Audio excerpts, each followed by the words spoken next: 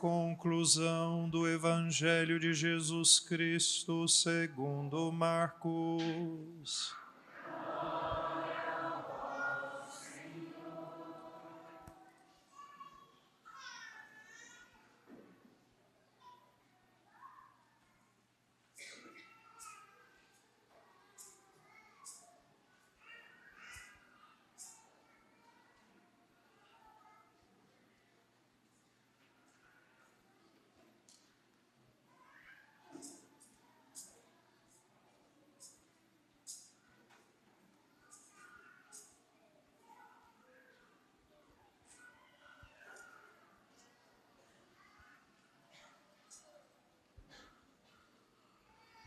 Naquele tempo, Jesus se manifestou aos 11 discípulos e disse-lhes: Ide pelo mundo inteiro e anunciai o Evangelho a toda a criatura.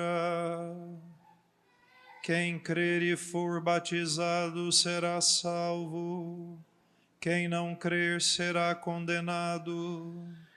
Os sinais que acompanharão aqueles que crerem serão estes: expulsarão demônios em meu nome, falarão novas línguas. Se pegarem em serpentes ou beberem algum veneno mortal, não lhes fará mal algum. Quando impuserem as mãos sobre os doentes, eles ficarão curados. Depois de falar com os discípulos, o Senhor Jesus foi levado ao céu e sentou-se à direita de Deus. Os discípulos então saíram e pregaram por toda parte. O Senhor os ajudava e confirmava a sua palavra por meio dos sinais que a acompanhavam.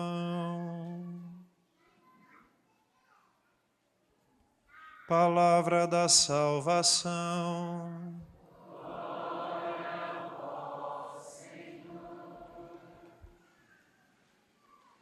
Pessoal, tem gente em pé ainda? Vamos ver se a gente faz um pouquinho de espaço aí, nos bancos, onde tiver um lugar. Levante a mão para que a pessoa saiba, para a gente dar espaço, vocês que estão em pé. Aqui à direita, minha na frente, ainda tem espaço, à esquerda também, se quiserem ocupar os lugares, tá bom? Meus caros irmãos, o texto dos Atos dos Apóstolos que nós ouvimos hoje é tirado do primeiro capítulo, dos primeiros 11 versículos daquele livro. E nos dois livros, todos eles, tendo como autor São Lucas, ele escreve a este Teófilo, que nós não sabemos quem é, não temos notícia propriamente de quem seria esta pessoa, mas escreve a este Teófilo no primeiro livro, que é o seu Evangelho, do qual os Atos dos Apóstolos é como uma continuação, né?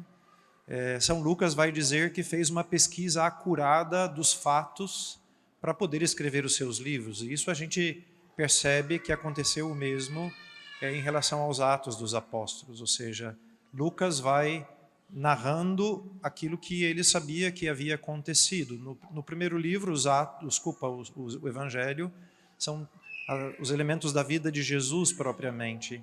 E nos Atos dos Apóstolos, a gente pode dizer, é a vida da igreja, porque é principalmente a narração daquilo que vem depois da ascensão de Jesus e do Pentecostes. Então, Lucas tem este cuidado, e se a gente olhar os textos do Evangelho e dos Atos dos Apóstolos, nós vamos ver que constantemente Lucas nos dá referências cronológicas de lugares, de pessoas, que nos ajudam muito, inclusive, a localizar no tempo e no espaço aqueles fatos da vida de Jesus e da sua igreja. E o texto de hoje, Lucas dedica, vamos dizer assim, a tudo o que aconteceu na vida de Jesus e dos seus apóstolos entre a ressurreição e a sua ascensão ao céu. Por isso que o texto dos Atos dos Apóstolos, somente estes primeiros versículos ainda dizem respeito propriamente, podemos dizer assim, diretamente à vida de Cristo. Então, Lucas diz que Jesus permaneceu 40 dias ainda com seus apóstolos depois da sua ressurreição, e falando das coisas do reino de Deus. No passado, a celebração da Ascensão do Senhor, essa solenidade que nós estamos celebrando hoje, ela era celebrada sempre depois de 40 dias da Páscoa, que teria dado na quinta-feira passada. Mas com o passar do tempo, e podemos dizer assim, uma certa perda da cultura cristã, o que foi acontecendo é que as pessoas, tiveram menor possibilidade de participarem da missa durante as semanas, pela estrutura da sociedade, o trabalho e etc. Então, para dar a possibilidade de que a maioria das pessoas pudessem participar desta celebração, ouvir estes textos, então essa celebração ela é deslocada para o domingo seguinte, por isso nós estamos a celebrando agora. E é interessante porque este movimento da ascensão de Jesus é uma espécie de conclusão daquilo que nós estamos celebrando desde da Páscoa de Cristo. Na verdade, todos os mistérios da vida de Cristo, eles se distendem no tempo porque Cristo encarnou-se e por isso assumiu uma natureza humana como a nossa e por isso uma natureza que também se desenvolve no tempo, Mas todos esses mistérios eles estão conectados uns com os outros. Então, o mistério da paixão, morte e ressurreição de Jesus está distante da ascensão 40 dias, mas no fundo a gente pode dizer que é a conclusão de toda a existência de Cristo. Cristo não só morre e ressuscita, mas ele faz isto em vista da sua ascensão ao céu. Ou seja, não termina com a ressurreição. A ressurreição ainda não é, podemos dizer assim, o ponto de chegada, O cume de todo esse mistério, todo esse processo da vida de Jesus é a sua ascensão ao céu. E a gente deveria se perguntar qual é o significado deste momento da vida de Cristo. E é o texto da carta aos Efésios, que nós ouvimos na segunda leitura, é que nos ajuda a entender isto. São Paulo vai dizer, ele falando com os Efésios, mas claro, isso também se refere a nós.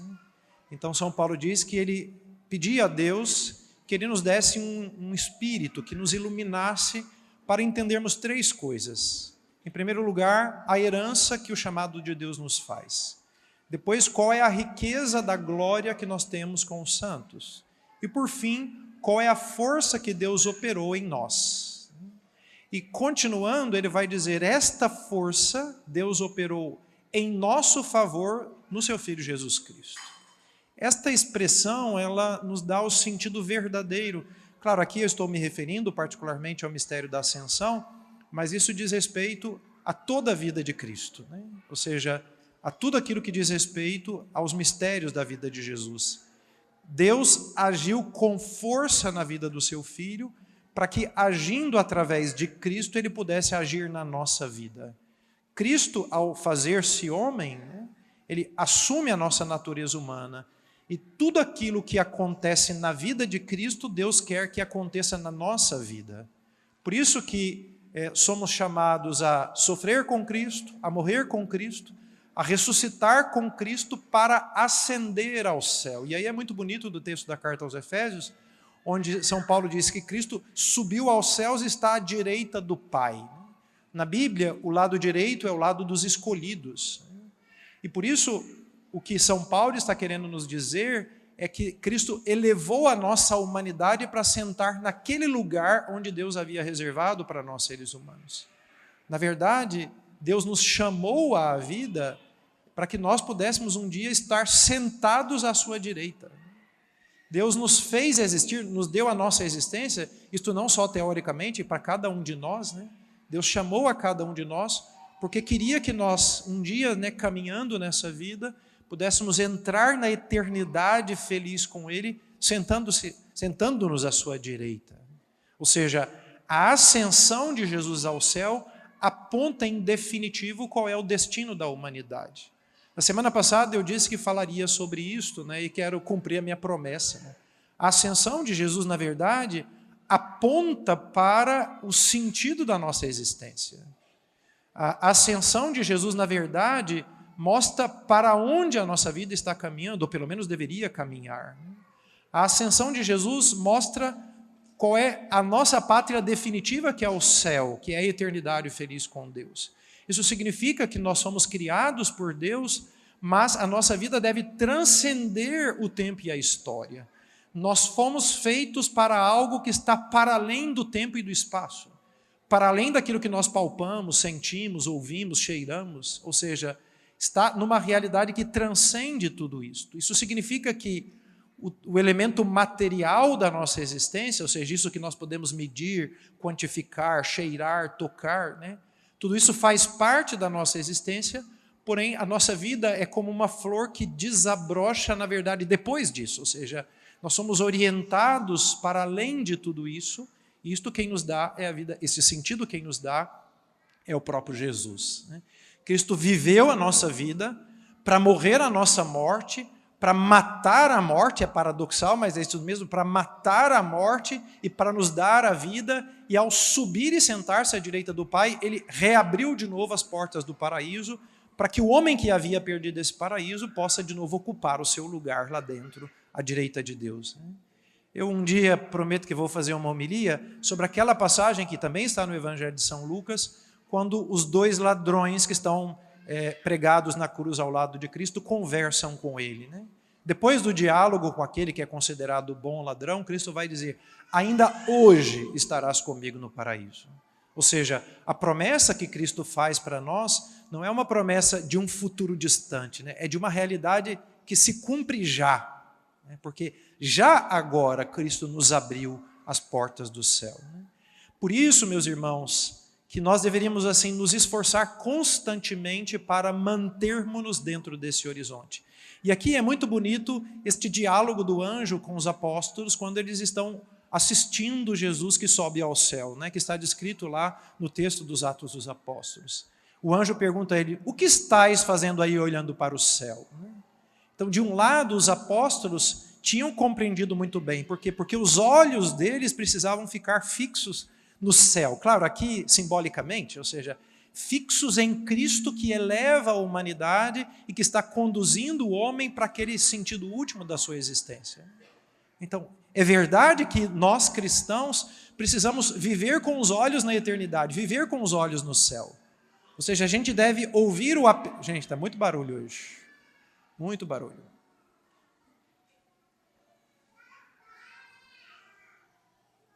Então, a gente precisa continuar constantemente olhando para o céu, né? Nós devemos elevar os nossos olhos. A igreja nos fala a cada missa, né? Corações ao alto, né? Nós precisamos tirar os olhos da eternidade, né? De um outro lado, o anjo diz: por que estais aqui? Porque, claro, nós cristãos não somos umas pessoas de outro mundo, nós não somos ETs, né? Nós vivemos com os pés nesta terra e devemos viver. Isso significa que nós estamos com os pés fincados na realidade, que nós estamos constantemente guardando, né, olhando para este mundo. Cristo disse, né: Pai, eu não vos peço que os tire do mundo, mas que os guarde do maligno. Isso significa que o cristão, ele não inventa uma novela para viver uma outra vida. Nós não somos um grupinho sectário que forma lá uma espécie de mundo paralelo, um ostracismo diante da sociedade. Pelo contrário, nós somos chamados a ter os dois pés diante da realidade, porque é esta vida, com tudo aquilo que faz parte dela, né? As nossas dificuldades, as tristezas, o trabalho, o lazer, o encontro com a família, é através desta vida e é vivendo esta vida com Cristo que nós vamos caminhar para entrar na eternidade feliz com Ele. O fim é lá, mas a passagem é esta, e é durante esta passagem que nós, caminhando com Jesus, vamos encontrando o caminho para entrar na eternidade feliz com Ele.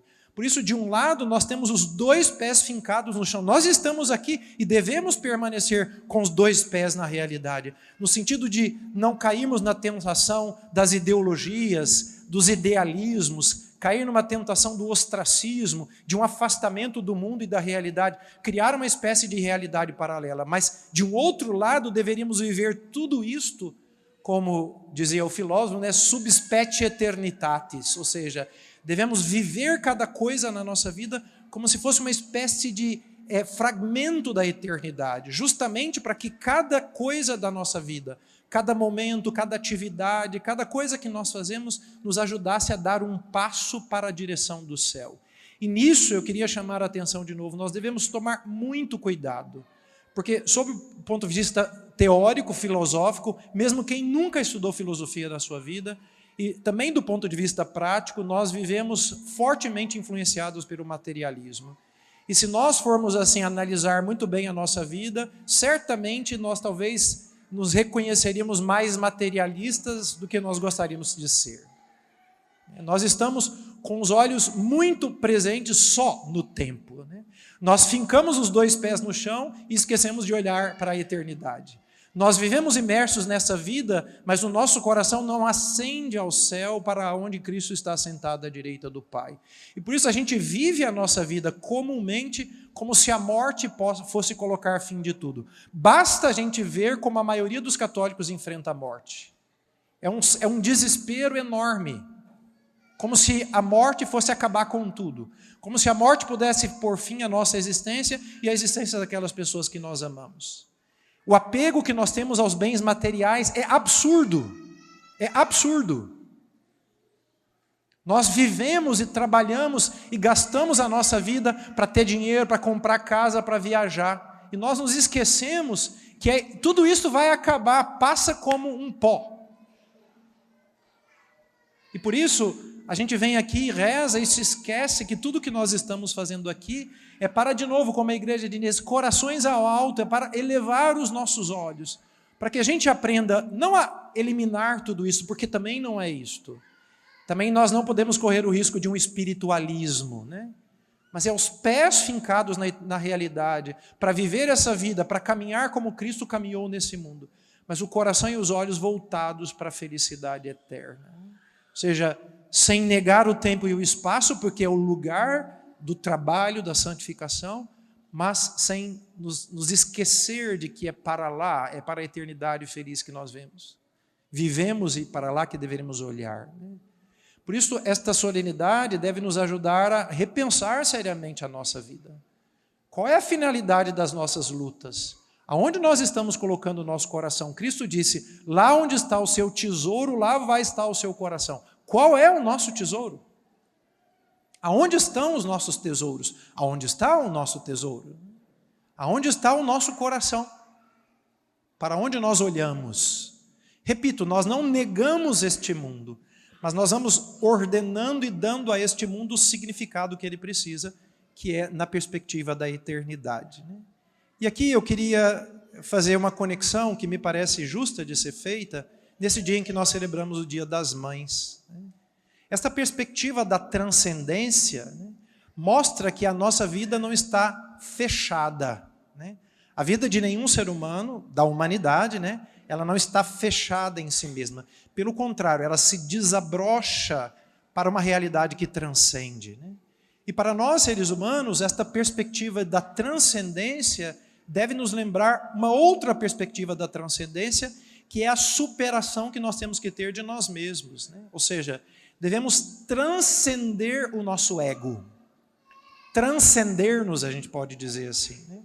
Deveríamos superar-nos, parar de olhar só para o nosso umbigo e ir para além de nós mesmos. Isto, em última instância, está muito ligado ao amor. Porque o que é o amor, se não doar a própria vida, sair de si mesmo, oferecer-se para os outros, colocar-se a serviço dos demais, estar disposto a sacrificar a própria vida e, se fosse o caso, inclusive morrer por amor àquelas pessoas que nós amamos. E tudo isto é literalmente o que faz uma mãe. O que uma mãe faz? Ela dá a vida a uma criança, depois dá a própria vida àquela criança. E aqui é muito interessante, por isso hoje se combate tanto a maternidade. Tem, certamente, uma conjuração do espírito maligno por detrás disso. Mas tem a ver também com esta incapacidade nossa de tirar os nossos olhos dos nossos umbigos. E isto é uma atitude pueril, adolescente. Quem vive para satisfazer as próprias necessidades é uma criança que chora quando tem fome. É uma adolescente que fica pensando só em si mesmo, que quer que a mãe traga, faça isto, faça aquilo, compre isto. Isso é uma atitude imatura. Uma pessoa madura e adulta entendeu que a sua vida só encontra sentido se ele oferecê-la a alguém. Se ele der esta vida a alguém. E por isso que a maternidade é para gente grande. Ser mãe não é coisa para menina birrenta, que fica aí na internet, #arrependida. Isso não é coisa para gente assim. Não é coisa para gente que fica criando página no Instagram para falar de maternidade real e destruir esta obra tão prima e tão bela de Deus que é ser uma mãe. Certamente as pessoas que fazem isso na internet não deveriam ser mães, porque não têm maturidade para isto. Tem maturidade alguém que está disposto a oferecer a sua vida. Por isso vocês que estão aqui são mães, muito obrigado pela coragem. Muito obrigado porque tiveram a coragem de parar de olhar para si mesmas, de terem os filhos, de educarem os filhos, de criarem os filhos, de darem a vida por eles. Muito obrigado porque vocês foram para nós um sinal de que esta vida não pode ser fechada, de que nós não podemos continuar olhando só para nós mesmos, e de que o nosso coração tem que elevar-se. E um filho faz um bem tremendo, porque justamente arranca um pai e uma mãe de si mesmo. Ajuda os pais a tirarem os olhos de si. Por isso, hoje, mais do que nunca, a gente tem que agradecer demais às nossas mães, com todos os problemas, defeitos e erros que elas cometeram. Quem não os comete? Quem aqui é perfeito, atire a primeira pedra. Certamente as nossas mães não fizeram tudo certo, mas não é isso que está em jogo. O que está em jogo é esta decisão de amar, de ter nos dado a vida e de ter dado a vida para nós. Quando nós começarmos a querer reclamar das nossas mães, basta a gente pensar aqueles 9 anos em que elas limparam a nossa bunda, deram comer para a gente para de reclamar na hora. Porque elas fizeram tudo por nós. E agora está na hora da gente fazer alguma coisa para elas. Por isso, eu queria terminar dizendo, deem um abraço e um beijo na sua mãe hoje. Por mais difícil que tenha sido a relação de vocês. E manifeste carinho e afeto, porque elas merecem. Afinal, deram conta dos miseráveis igual nós, entendeu? Manifestem afeto e carinho, para que as mães entendam o valor que tem a maternidade. E vocês que são mães hoje, falem da alegria de serem mães. Só vai descobrir isso quem amou. E por isso, só um amor de mãe pode ajudar tantas mulheres a descobrir essa alegria da maternidade. E se você não tem mais sua mãe consigo, porque ela já faleceu, ou por alguma razão não pode encontrá-la, vamos rezar, para que Nossa Senhora, que é a nossa mãe, nos ajude, nos conforte e acolha na eternidade feliz aquelas mães que já faleceram. Louvado seja o nosso Senhor Jesus Cristo.